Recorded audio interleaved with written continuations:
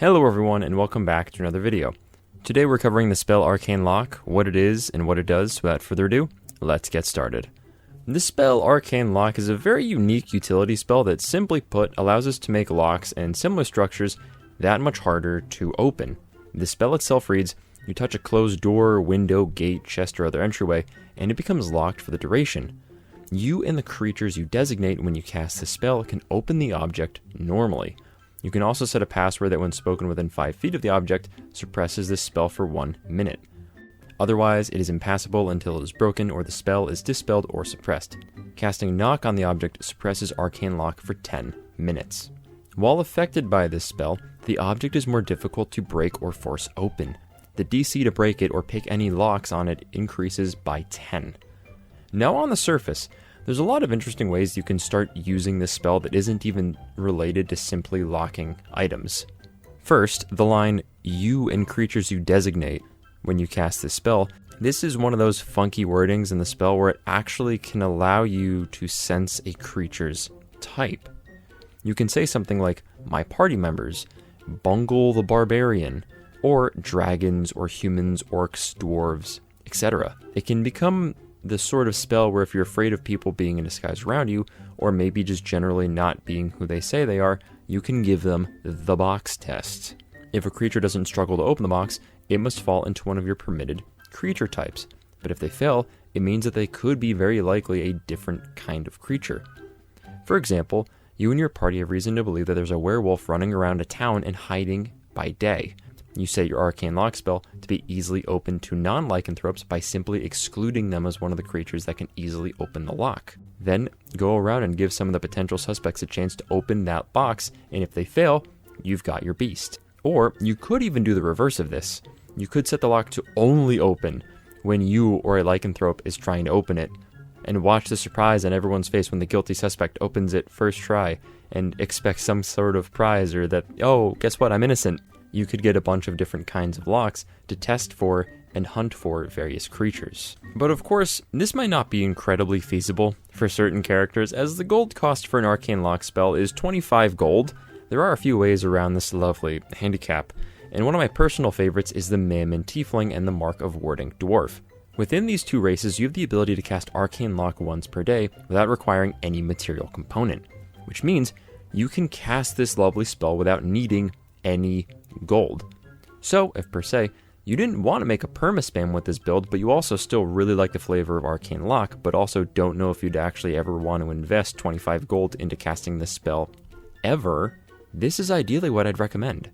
And personally, if you were aiming to make a bunch of Arcane Locks, I doubt you'd actually need a ton of them anyways.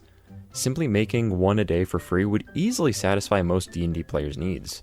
And another fun synergy you can actually do to make Arcane Lock even stronger is pick up the Carpenter's Tool Proficiency.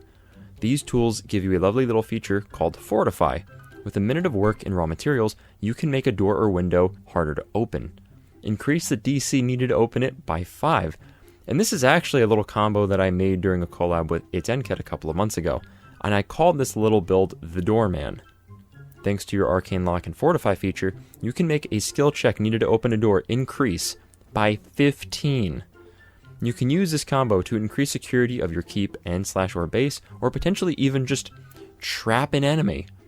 A 15 DC skill check is already nothing to take lightly, but now imagine throwing another 15 on top of that DC. You'll be sure to make any intruders say, It's not a door, it's a thing of evil.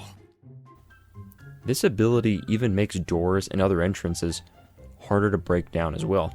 Imagine how crazy it would be for the rogue to throw his hands up in the air and the barbarian to just come in to struggle to knock down a door, because of course it has a DC 30 check to open. Because if you don't have the password or you're not one of the specific creatures that can get in, you're out of luck. But now that we've covered some of the fun synergies for the spell, what exactly can we really use it on? First and foremost, the easy ones to figure out: doors, gates, windows, chests, anything that would likely require a key to open. And that's something that a lot of DMs would likely be okay with. I would even argue that you can put this on locked books, which is to say things like spell books and the like that would actually have, one of those like little lock and key things to open. I'm not going to say something silly like, you can cast Arcane Lock on every page of your spellbook to make it near impossible to open. Yeah, that's a lot of a stretch, even for this channel. But what you can do at least is get yourself one of those little lock books that you can use as a spellbook, cast Arcane Lock on it, and then make it that much harder for rival wizards to steal your spell secrets. Another really fun part about Arcane Lock, of course, is the fact that we can also perma-spam it. As I mentioned about the spell, the gold cost is one of the trickiest things to work with. But thankfully, since it is a second level wizard spell, it means we can actually pull off a very silly combo that's actually come up quite a bit on the channel and will likely be seen here a few more times over. But regardless, illusionist wizards get this lovely little feature called Illusory Reality, which allows them to make their illusion spells real. With this, we can create the gold that we need for the spell's casting and have the Arcane Lock consume it. And thanks to Spell Mastery at 18th level, we have the ability to select Arcane Lock as one of our spells that we can infinitely cast. And with this, we can lock off all the lockable objects we want. So go out there, hoard your secrets, make doors impossible to pry open, and chests of gold impossible to take. And anyways, if you enjoyed this video and this kind of content, then please consider liking this video and subscribing for even more very silly D&D content and ideas. In the meantime, keep smiling, keep scheming, and I'll see all of you next time.